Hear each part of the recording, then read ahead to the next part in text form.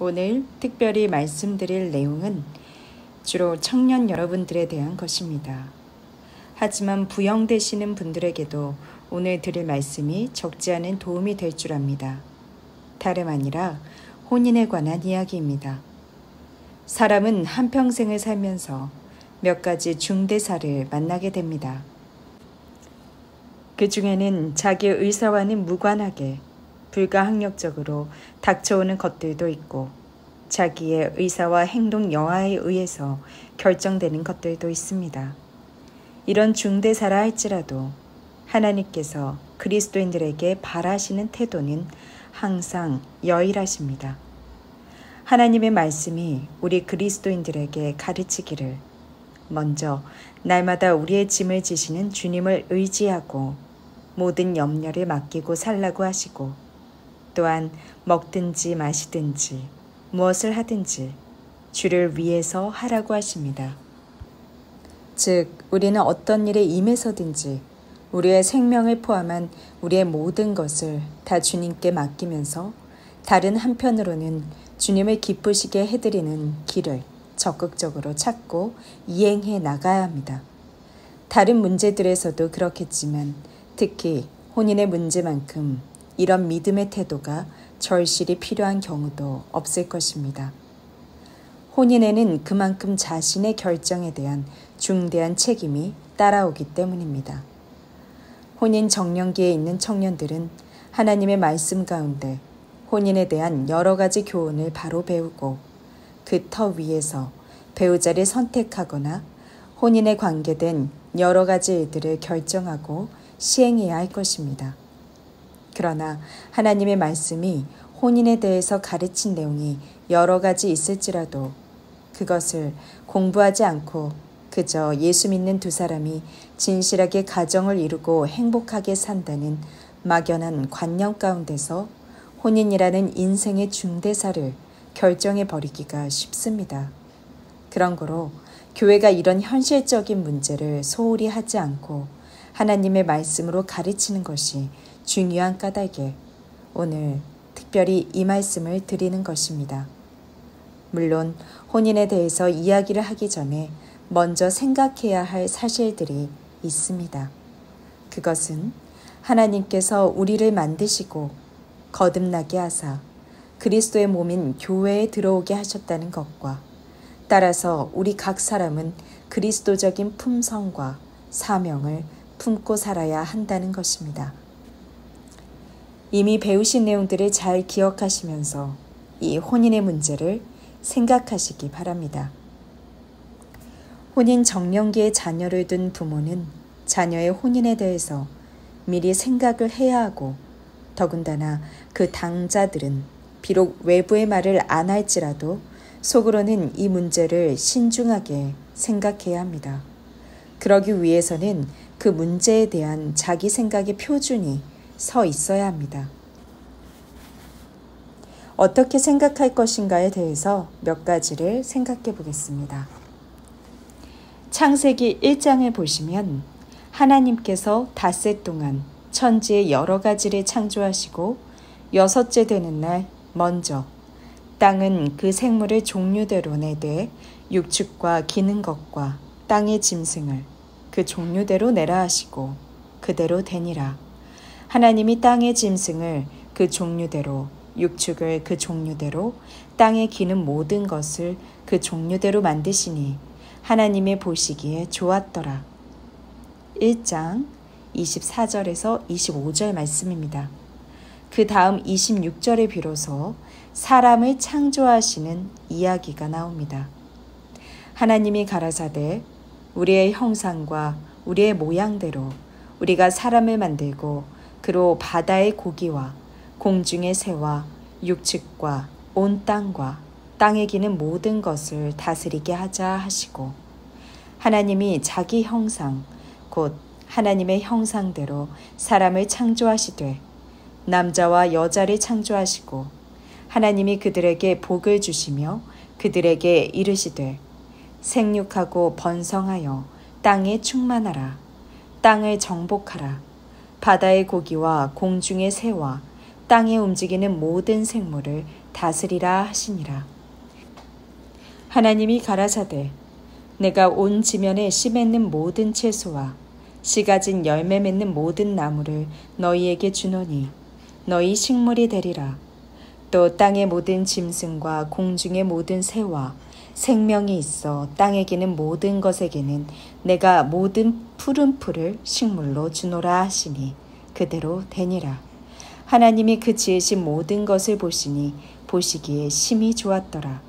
저녁이 되며 아침이 되니 이는 6째 날이니라. 창세기 1장 26절부터 31절 말씀입니다. 여기에 하나님께서 최초로 남자와 여자를 만드셨다는 이야기가 나옵니다. 그 이야기를 하실 때 하나님께서 뭐라고 계시하는고 하니 하나님이 가라사대 우리의 형상을 따라 라고 하셨습니다. 하나님이 가라사대 나의 형상을 따라 내 모양대로 내가 사람을 만들고 라고 하신 것이 아니고 우리의 형상을 따라 우리의 모양대로 라고 하신 것입니다. 여기에 우리라는 말을 쓰셨습니다. 물론 히브리어에서는 문장의 주어를 반드시 넣어야 하는 것이 아니고 동사의 어미를 변형시키면 자연히 주어도 표시되는 것이니까 여기서도 동사를 복수 제1인칭으로 만들었습니다. 우리의 형상을 따라 우리의 모양대로 우리가 사람을 만들자. 엘로힘이라는 하나님의 성호는 복수형입니다. 그러나 그것은 다신론을 표시하는 단어는 아닙니다. 위에서 본 말씀에서도 우리라는 용어를 쓰신 하나님께서 바로 다음에는 하나님이 자기 형상, 곧 하나님의 형상대로 사람을 자기네 형상이 아니라 자기 형상이라고 단수로 말씀하셨습니다. 여기에 하나님의 단일 복수형, 즉 복수이면서 동시에 단수인 속성이 나타납니다. 여기뿐만 아니라 구약 다른 곳에서도 한 문장 안에서 우리라고 하셨다가 나라고 하시는 경우가 나옵니다.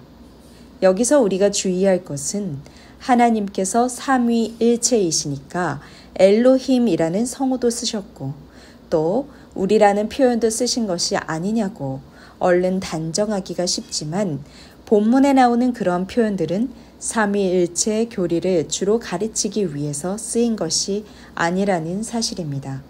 그러나 적어도 하나님은 당신의 속성이 당신의 존재 자체가 항상 복수형인 동시에 단수형이십니다. 성경 전체를 통해서 나타난 계시에 따르면 한 분이신 당신께서 세 분의 인격으로 나타나시는 것입니다. 인격이라고 하고 품이라고도 합니다. 한 분 안에서 세 인격으로 계시는 하나님, 성부와 성자와 성신의 세 품위로 계시면서 또한 단수형으로 한 분이신 하나님, 이렇게 표현할 수 있을 것입니다. 이 신비한 내용을 우리가 다 규지할 수는 없습니다. 그러나 적어도 하나님께 대하여 생각할 때 수의 개념을 우리의 제한적인 수 개념으로 단정하는 것은 위험한 일입니다. 우리는 항상 인간이 가지고 있는 제한적인 사고의 범주, 즉 시간이라든지 공간이라든지 관계라고 하는 그러한 선험적인 사고의 형식 가운데 한정되어 있기 때문입니다. 사람들은 선험적인 사고의 형식 중 가장 기초적인 범주의 하나로서 수를 듭니다. 수라는 논리 형식에 따라 항상 하나라든지 둘이라든지 그런 말을 하는 것입니다. 그것은 사람의 세계에 있는 까닭에 그렇습니다. 그러나 하나님의 세계에서는 그런 물리적인 법칙만이 전부가 아닙니다. 예를 들어 우리는 부활하신 예수님 당신이 벌써 동일한 장소를 두 개의 물체가 점령할 수 없다는 법칙에서 벗어나 계셨다는 것을 알아야 합니다.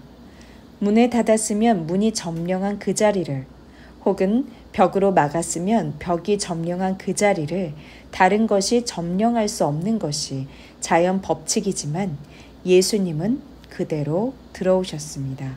이런 것이 예수께서 시공의 제한에서 벗어나셨다는 구체적인 실예입니다. 그러므로 사람이 생각하는 제한적인 수의 개념을 가지고 하나님을 자꾸 추상해 나가는 것은 좋은 일이 아닙니다. 적어도 우리가 하나님, 곧 계시된 하나님을 알려고 할 때 단수다, 그러니까 복수가 아니다 하고 단정해버리면 그것은 하나님을 수의 카테고리 안에 있는 신으로 편협하게 이해하고 되고 맙니다. 본문에서 하나님께서는 내가 너희에게 단수로서 유일한 하나님으로 나타나시지만 그러나 나의 존재는 단순히 복수에 대한 단수라는 상대적인 관념의 존재가 아니다 하는 것을 표시하십니다.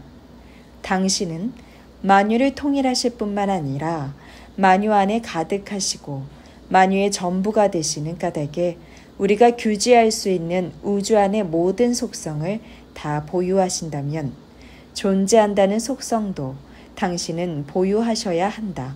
그러니까 하나님은 존재하신다.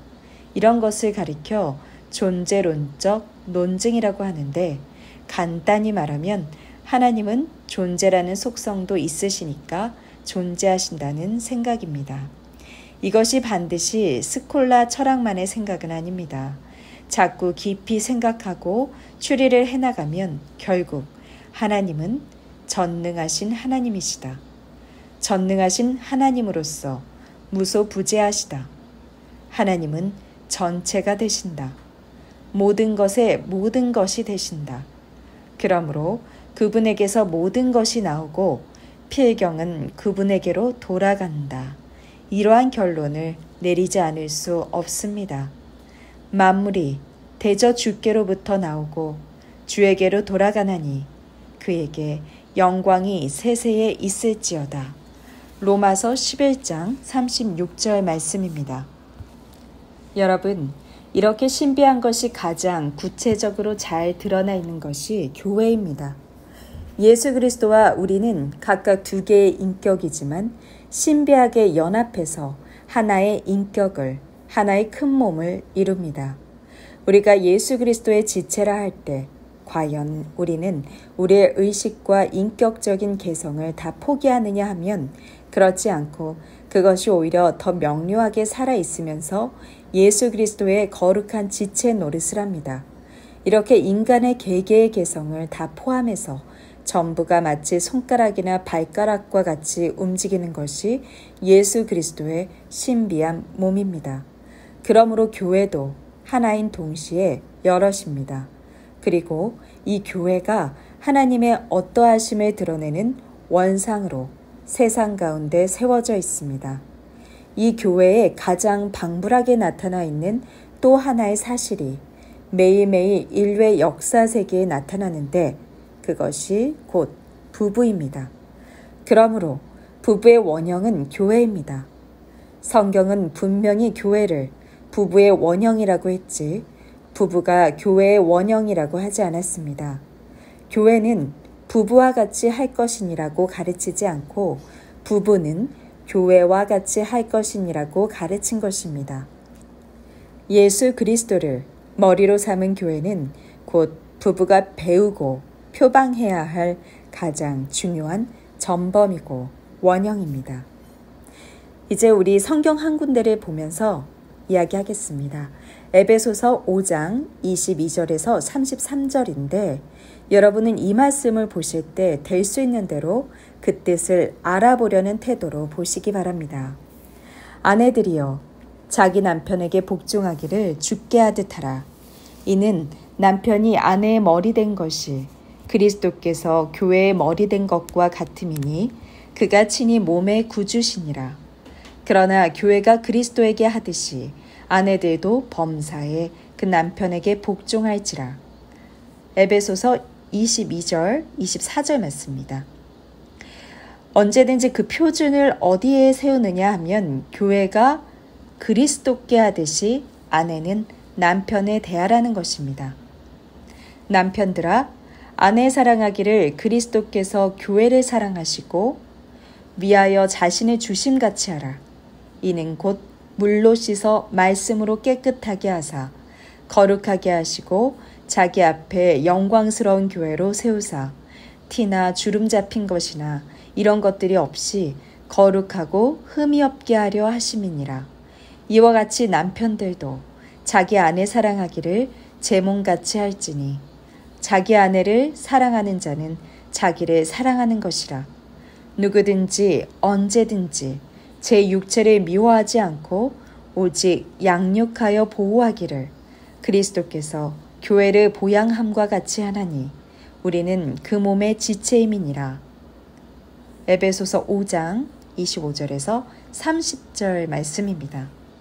그리스도께서 교회에 대해 하시는 모습이 남편이 아내에게 대해 해야 할 전범으로 나타납니다.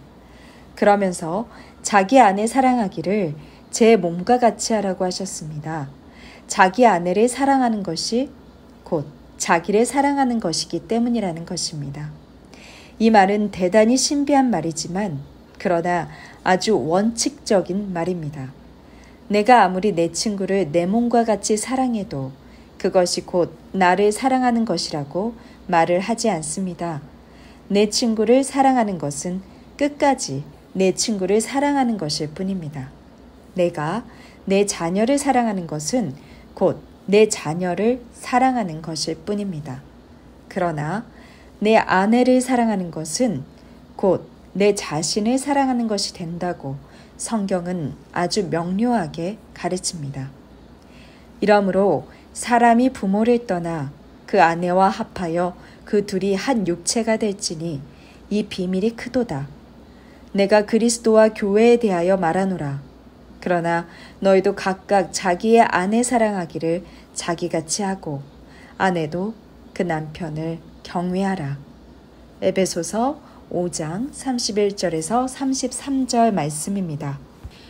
여기서 먼저 볼 것은 부부에게 하나가 될지니라는 추상적이고 철학적인 말을 쓰지 않고 한 육체가 될지니라는 매우 현실적인 말을 쓴 점입니다.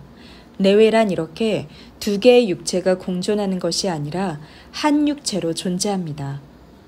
또 한 가지 볼 것은 남편과 아내가 서로에 대해서 취해야 할 태도를 어떻게 가르치는가 하는 점입니다. 아내는 남편에게 순종하라. 어떻게 순종하느냐? 교회가 그리스도에게 순종하듯 하라. 남편은 아내를 사랑하라. 어떻게 사랑하느냐? 그리스도가 교회를 사랑하시사 위하여 당신의 몸을 주심같이 사랑하라. 이것이 내외 간에 서로 나누어야 할 사랑의 중요한 표준입니다. 여기서 주의하고 넘어가야 할 것은 순종이라는 단어입니다. 아내는 남편에게 순종하되 교회가 그리스도에게 순종하듯 하라. 여러분, 우리가 예수 그리스도께 순종할 때 자기의 의식을 다 버린 채 무감각한 기계가 돼가지고 이렇게 하라 하면 예, 저렇게 하라 하면 예, 그렇게 합니까? 그렇지 않으면 내 자신이 그리스도의 거룩하신 뜻을 더욱 궁구하고 살펴서 그 선하시고 온전하시고 기뻐하시는 뜻이 무엇인지를 인식하고 식별해서 그래서 우리가 알았을 때는 자진해서 즐겁게 성신님을 의지하며 순종하고 나갑니까? 어떻게 하시나요? 그것은 물론 그렇게 자기가 인식하고 각성하여 자기가 확신한 다음에 이번에는 자기가 성신님을 의지해서 자진해서 순종하고 나가는 것입니다. 즉, 자기가 판단하는 것입니다. 이것이 순종이요? 그렇지 않으면 기계적인 굴종일 뿐입니다. 성경이 아내에게 가르치는 것은 자기 남편에게 굴종하라는 것이 아니라 순종하라는 것입니다. 순종하되 교회가 그리스도께 순종하듯이 순종하라고 합니다. 교회가 그리스도께 어떻게 순종합니까? 교회를 구성하고 있는 구성원 하나하나는 각자의 개성과 의식을 가진 사람들입니다. 그러나 교회가 전체적으로 어떤 중요한 문제에서 그리스도께 순종한다 할 때 그리스도의 뜻이 무엇인지를 살피고 그것이 알려지면 그것이 과연 그런가 하고 확인한 다음에는 다 같이 성신님을 의지해서 그리로 갑시다 하고 한 마음으로 나가는 것입니다. 이것이 교회가 그리스도께 순종하는 방식입니다. 이것을 미리 잘 알아두십시오. 왜냐하면 아내가 어떻게 남편에게 순종하는 것인가를 잘 깨닫기 위해서는 이 점을 중요히 생각해야 하기 때문입니다. 어떤 사실이 주님의 뜻이라고 판단되고 확인되면 자기의 개성과 자기의 전체 인격을 거기에 즐거이 바치고서 순종해 나가는 것입니다. 이것이 교회가 그리스도께 순종하는 도리입니다. 그런데 아내도 남편에게 그렇게 순종하라는 것입니다. 그러면 창세기로 돌아가서 더 보십니다. 창세기 2장 7절부터 보겠습니다. 여호와 하나님이 흙으로 사람을 지으시고 생기를 그 코에 불어넣으시니 사람이 생명이 된지라. 여기서 사람이란 아담을 가리킵니다. 원문 성경에서는 사람이라는 말을 이쉬라고 썼습니다. 이쉬란 남자라는 뜻입니다. 영어로는 사람을 쉽게 man이라고 그러지만 그러나 그것은 남성 명사입니다.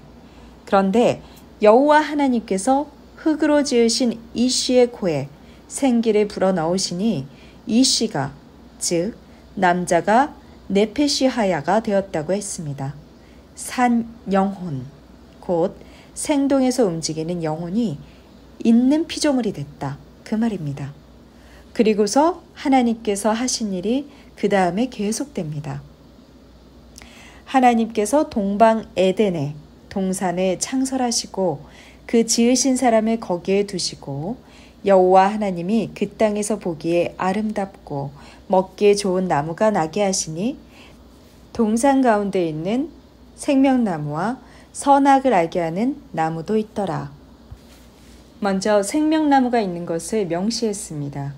이후에도 한 번도 생명나무가 어떻게 되었다는 이야기가 없고 요한계시록에 가서 하나님께서 만물을 회복하실 때 다시 이 나무에 대한 이야기가 나오는데 주께서 만유를 회복하시고 하나님이 천지를 만드신 본래의 목적이 온전히 완성되었을 때 거기에 생명나무가 있어서 달마다 열매를 맺어서 그것으로 만국을 소성케 한다고 그랬습니다.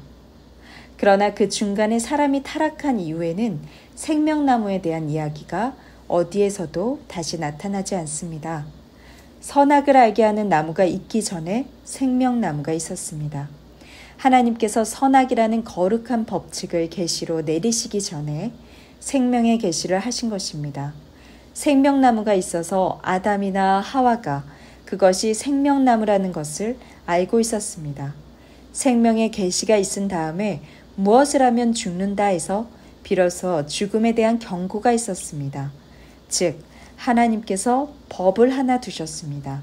그것이 선악과가 됐든지 그렇지 않으면 짐승을 죽이는 것이 됐든지 혹은 돌을 던지는 것이 됐든지 좌우간 하나님이 여기 어떤 법을 썩 내주고 이렇게 하지 않으면 안 된다고 하셨으면 안 되는 줄로 알고 자기는 명령을 받는 사람인 것을 알고 있어야 했습니다. 선악과 자체가 그 사람을 어떻게 만드는 것이 아니었습니다. 먹어가지고 금방 동티난 일은 없습니다. 보통 말하는 대로 선악과 자체에 문제가 있는 것이 아니라 선악과를 따먹는 행위에 문제가 있었습니다. 즉 하나님이 금하신 것을 사람이 범하고 그리로 들어간 데에 문제가 있는 것입니다. 그 다음에는 에덴 동산에서 발원하여 흘러나가는 강들에 대한 말씀이 있습니다.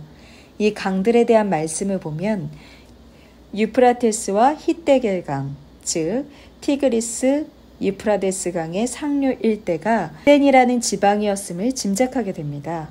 에덴은 어떤 지역의 이름이고 그 에덴 지역의 동산을 하나 지으신 것입니다. 그리고 그 아름다운 동산에 사람을 두셨습니다.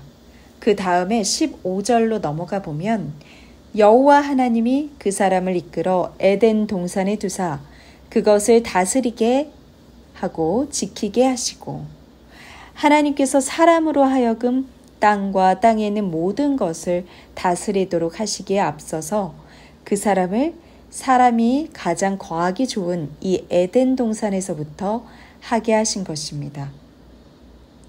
여호와 하나님이 그 사람에게 명하여 가라사대 동산 각종 나무의 실과는 내가 임의로 먹되 선악을 알게 하는 나무의 실과는 먹지 말라. 내가 먹는 날에는 정령 죽으리라 하시니라.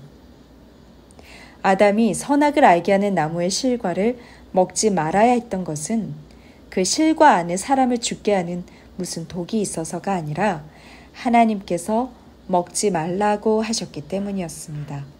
아담이 실과를 먹은 결과를 보더라도 아담은 물리적인 죽음을 당하게 된 것이 아니었습니다. 하지만 아담은 분명히 그날 죽었습니다. 그것은 그의 마음속에 죄의 부패가 들어가고 죄를 범한 것 때문에 죄책을 느끼게 되었기 때문입니다. 하나님의 금령을 어김으로써 하나님과 떨어지게 된 상태가 벌써 죽음의 상태입니다. 하나님으로부터 생명이 끊어진 것, 그것이 바로 죽음입니다. 사람은 원래 만들어지기를 장래의 일을 모르게 만들어졌습니다. 하나님께서 사람을 그런 상태로 만드신 이유는 앞으로 될 일에 대해서 당신을 의지하고 당신과 늘 같이 지내도록 하시기 위함이었습니다. 하나님과 잠시도 끊임없이 살아야겠다는 말입니다. 우리는 하나님을 눈으로 볼 수 없으나 보이지 않는 그분의 거룩한 생명 안에서 항상 교통이 있어야 합니다. 하나님은 사람을 그런 식으로 살게 하셨고 거기서 끊어져 나갔을 때는 자기가 혼자 산다고 떠들고 호흡이 있을지언정 그것은 죽은 것입니다. 살아있으나 죽은 것입니다. 다시 창세기 말씀으로 돌아가 보겠습니다. 18절에 여호와 하나님이 가라사대 사람이 독처하는 것이 좋지 못하니 내가 그를 위하여 돕는 배필을 지으리라. 이제 여기서부터는 하나님께서 여자를 짓는 이야기가 나옵니다. 즉 내외가 생기는 것입니다. 여기 이 내외간이 생기는 거룩한 사실을 보임으로써 우리에게 큰 원칙을 규지하도록 하십니다. 그것은 사람이 독처하는 것이 좋지 못하는 것입니다. 혼자 사는 것이 쓸쓸해 보인다는 말이 아닙니다. 왜 사람이 독처하는 것이 좋지 못하다고 하셨습니까? 그 자세한 이유를 그 절 18절에는 쓰지 않았지만 그 위의 이야기를 생각해 보면 사람이 독처해서는 아마 그 일을 못하게 됐나 보다 하는 것을 알게 됩니다. 하나님이 그들에게 복을 주시며 그들에게 이르시되 생육하고 번성하여 땅에 충만하라. 땅을 정복하라. 바다의 고기와 공중의 새와 땅에 움직이는 모든 생물을 다스리라 하시니라. 이런 큰 사명을 주셨습니다. 뿐만 아니라 하나님이 사람을 두신 곳에는 생명나무가 있었습니다. 생명나무의 실과를 따먹었다면 결국 인간이 도달할 최후의 이상형에 도달할 뻔했습니다. 요한계시록은 우리가 인간의 이상형 가운데 도달했을 때 생명나무의 열매를 모두 먹게 될 것을 다시 거기서 보여주는데 생명나무는 그것과 관계가 있다는 것입니다. 그런 거로 아담은 처음부터 굉장히 훌륭하고 아름답고 또 죄 없이 순결하게 지어졌지만 그러나 부활하신 예수님과 같은 이상적인 사람은 아니었습니다. 아담을 비롯하여 우리 모든 인류는 처음부터 부활하신 예수님의 경지에 도달해 가도록 지어졌습니다. 부활하신 예수님은 이 일의 첫 열매이셨습니다.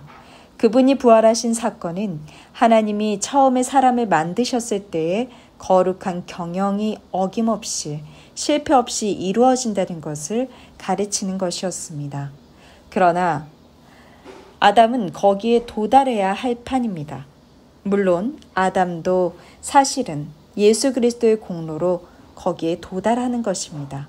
장차 예수님이 그 다음에 영광의 단계, 즉 하나님의 우편에 앉았던 그 영광에서 이제는 천지를 심판하러 내려오시는 그때 사람은 마침내 그 경지에 도달할 것입니다. 이것은 자기 힘이 아니라 예수 그리스도의 구속의 힘으로 되는 것입니다. 아담은 목적 없이 그저 복된 현실을 즐기도록 지어지지 않았습니다. 하나님께서 그를 지으신 다음에는 그와 언약을 맺으시는데 그것도 그로 하여금 그 영광의 목표를 향해 발전해 가도록 하시려는 의도로 내신 것이었습니다. 그 언약은 동산 각종 나무의 실과는 내가 임의로 먹되 선악을 알게 하는 나무의 실과는 먹지 말라. 내가 먹는 날에는 정녕 죽으리라는 것이었습니다. 법률을 공부해 보면 아마 아실 것입니다. 무슨 금지가 선포되면 그것에 순종한 행위에 대해서는 상이 따르고 어긴 행위에 대해서는 벌이 따라야 합니다.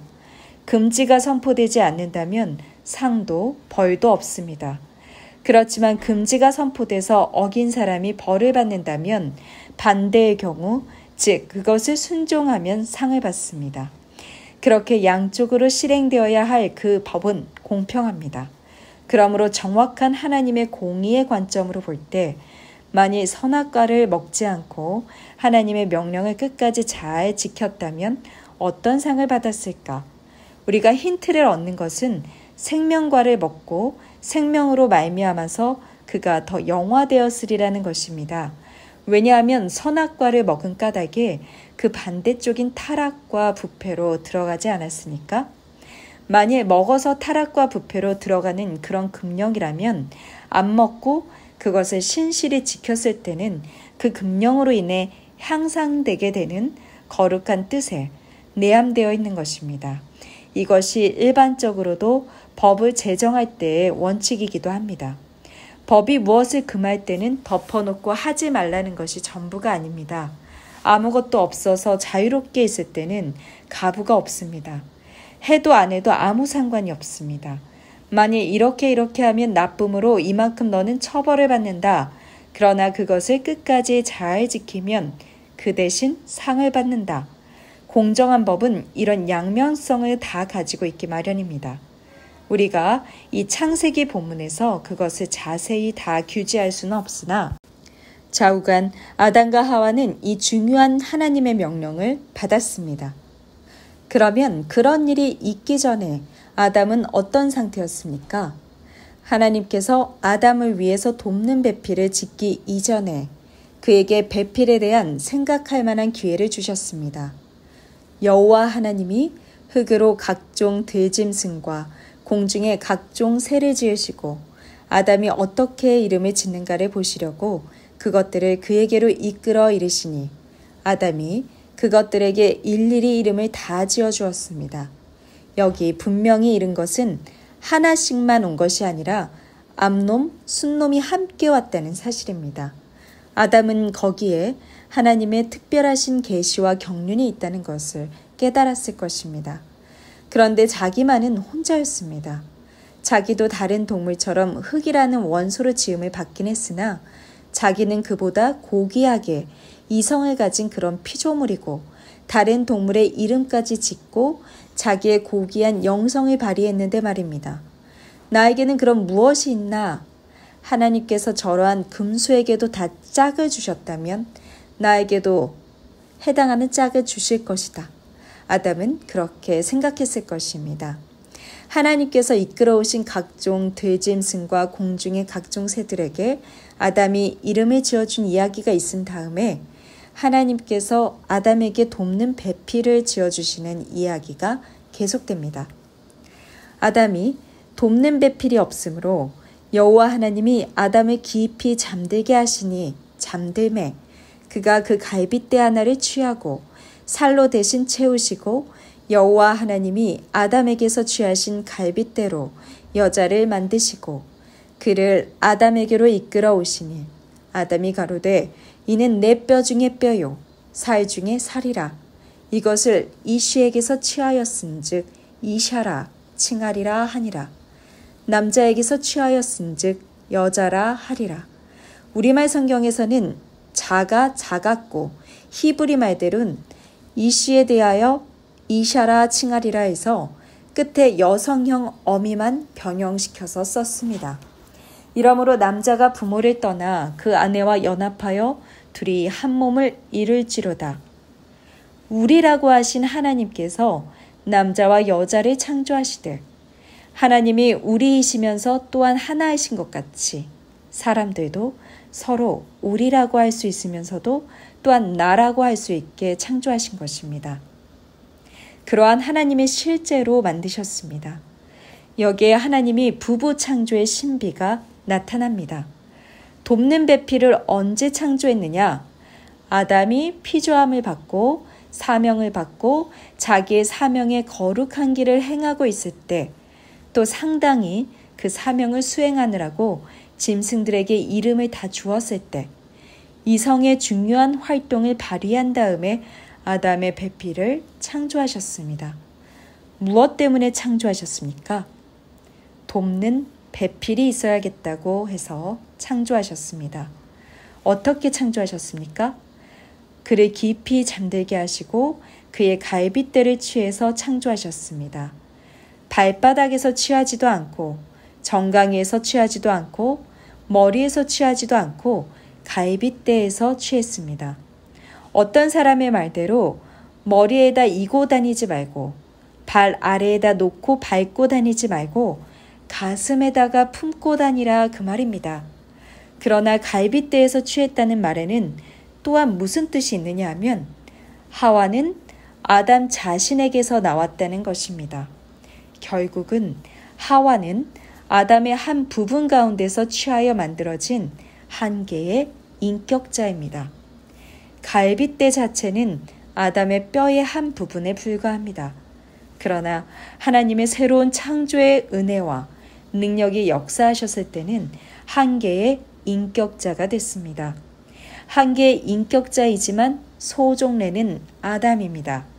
아담과 한 몸이었습니다. 이것은 하나님의 신비한 경영입니다. 남자가 그 아내를 처음 만났을 때는 두 개의 서로 다른 인격이지만 원칙상 하나님께서 경영하신 대로는 그게 하나의 몸이요, 하나의 살로서 존재하는 것입니다.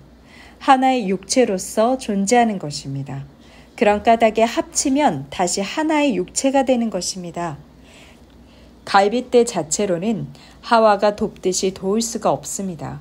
그러나 하와가 아담에게서 취하여져 한 개의 개성 있는 인격이 되었으므로 인격자이기에 아담을 도울 수 있습니다. 얼마나 도울 수 있느냐? 창세기 그 다음을 보면 시험을 받는 이야기가 나옵니다. 그것을 지금 읽지는 않겠지만 아무튼 하와가 시험을 받아가지고 타락해서 인류 역사상 더할 수 없는 비극에 이르렀는데 아담 자신도 결국 하와 때문에 그 비극 가운데에 이르게 되었습니다. 그런 위대한 영향력을 발휘하는 것이 배필입니다.